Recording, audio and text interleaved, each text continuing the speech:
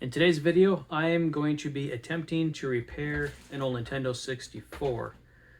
Now, those of you that are here for my instrument cluster repair stuff, don't worry, I'm still going to be doing instrument cluster repairs, but I am going to have a few videos of thrift shop finds.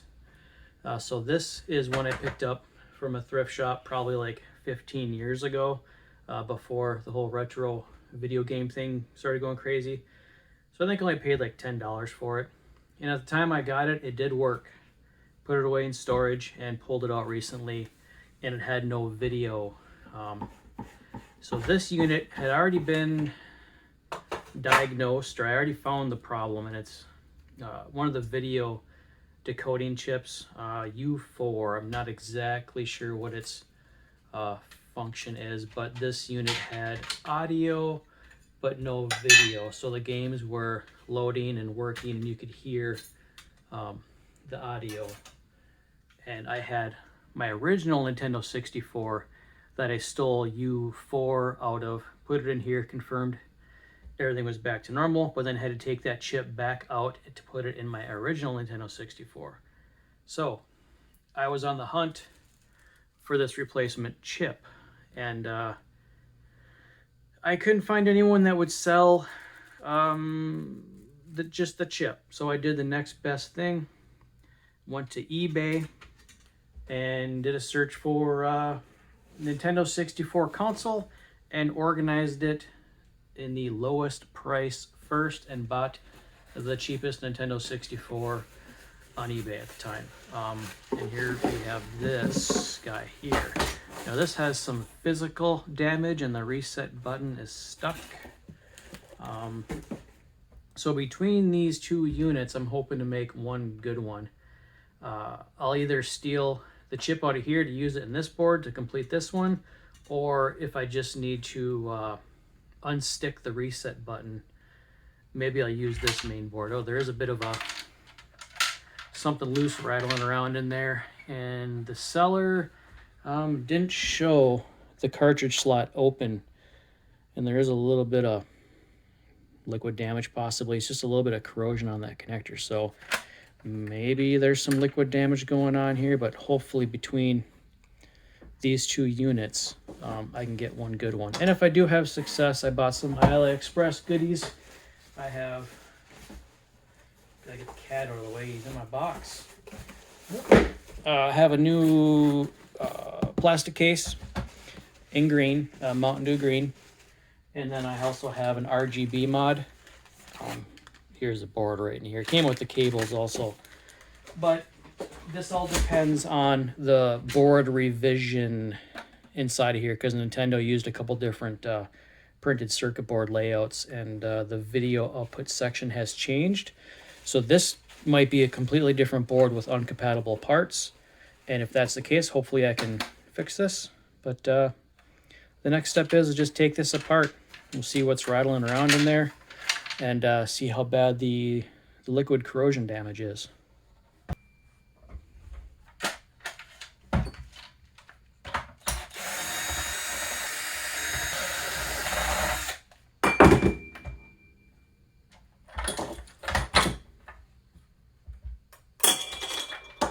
No. Okay, just got a couple of screws hanging in there. Come on.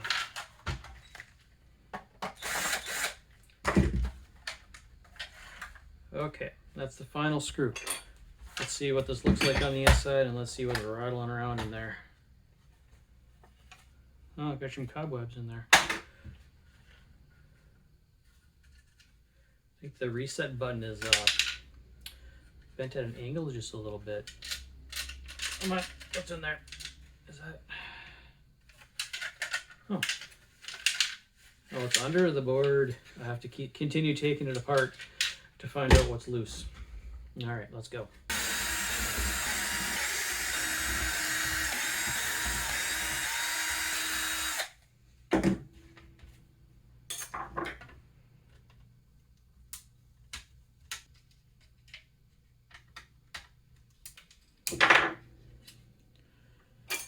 Okay, I think this will come up now. Oop, I got one screw.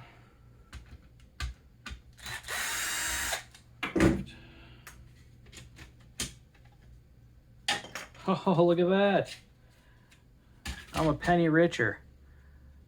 I guess I only paid $14.99 for this instead of $15. Well, hopefully that wasn't shorting anything out. I think it was under the RF shield, so it shouldn't have gotten to anything.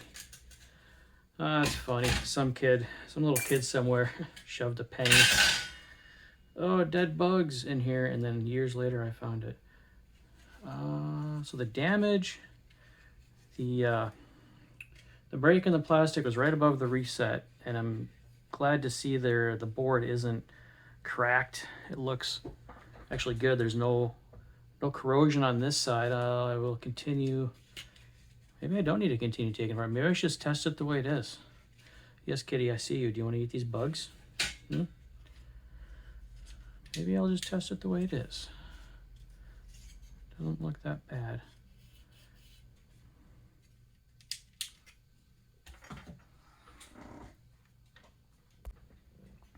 Yeah, you know what? I'm just going to finish taking it apart. I'm going to get this heatsink out of the way. I do think the reset button got tweaked to the side a little bit, and maybe I'll look for some corrosion on the top of the board. So we'll just continue.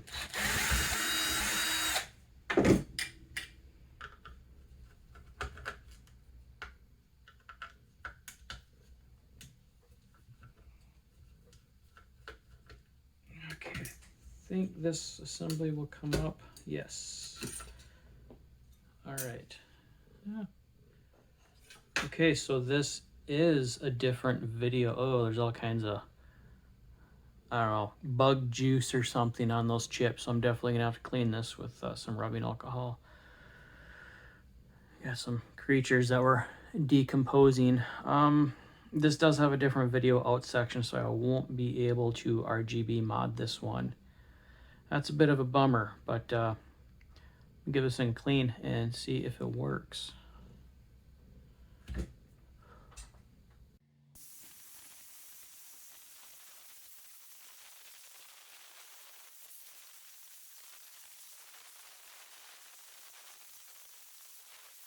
Here's some 91% ISO.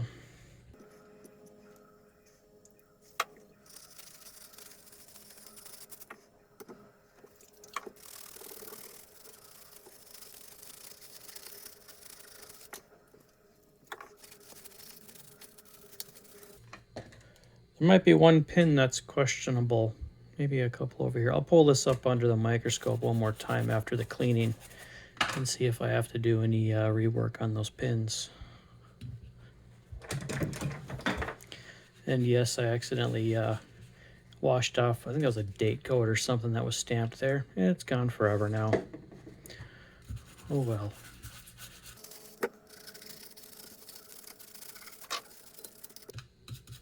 Might be a bit tweak on that reset button. It's leaning to the side just a little bit.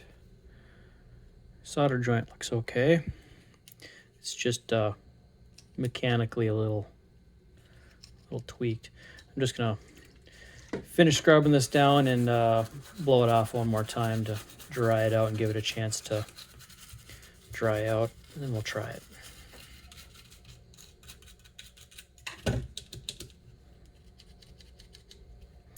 Bottom side looks great, just the way it is.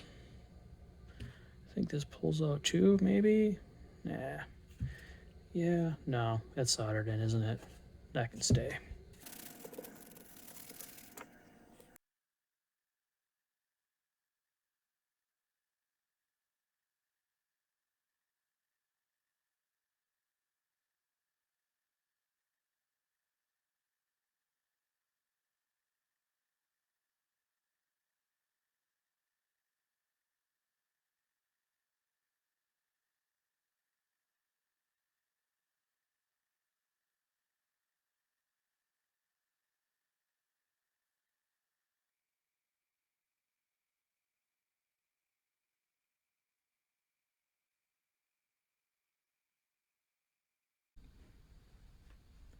I gave the board a good look over. I feel confident enough now that I can go ahead and power it up, try it out. I'm just going to power it up quickly without the heat sinks, just to see if we get an image, sound, make sure it does something. If it works, I'll continue putting it back together. But I'm just going to go ahead and see if this thing has anything, see if it has any life in it. Okay, I'm off right now. Power supply plugged in. It's got power.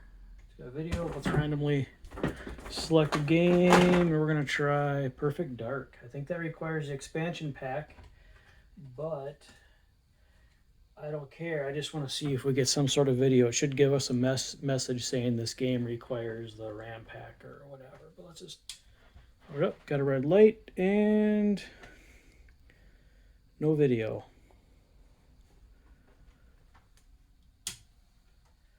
Okay, we'll try a different game. Dr. Mario doesn't require the RAM expansion. This is just a jumper pack. Hey, look at that. There's no controller. Yes, that's right. There's no controller. It's got video. I'm going to throw this thing back together. Okay, maybe I'll try one more game before I put it together. F-Zero, I believe that doesn't require the memory expansion. Let's see. Oh, I want to test the reset button since that was physically smashed into. We'll see if the reset works. All right, we got sound. And the reset button still works. Sweet.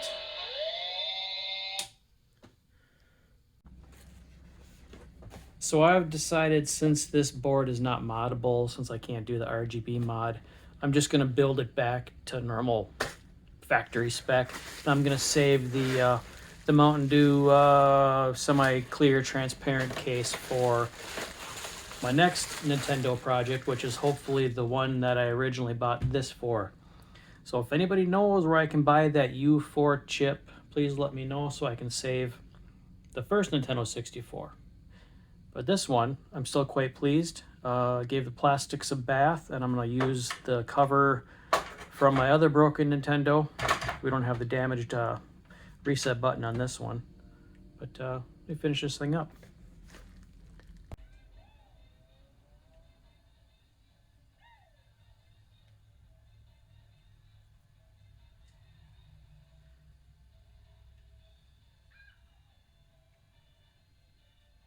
All right, so I think I'm pretty happy with the way this turned out. A little disappointed it's not the style I can mod, but whatever, you know. I'd love to do the HDMI mod, but those are forever out of stock, so I have to settle for RGB, I believe, someday with the next console. Anyways, yeah, just had to clean up some bug juice, fix a reset button, and take out a penny. Fun fact about the penny. The penny's dated, let's see if I can get that in there, 1997, so it could have been in there pretty much the whole console's life.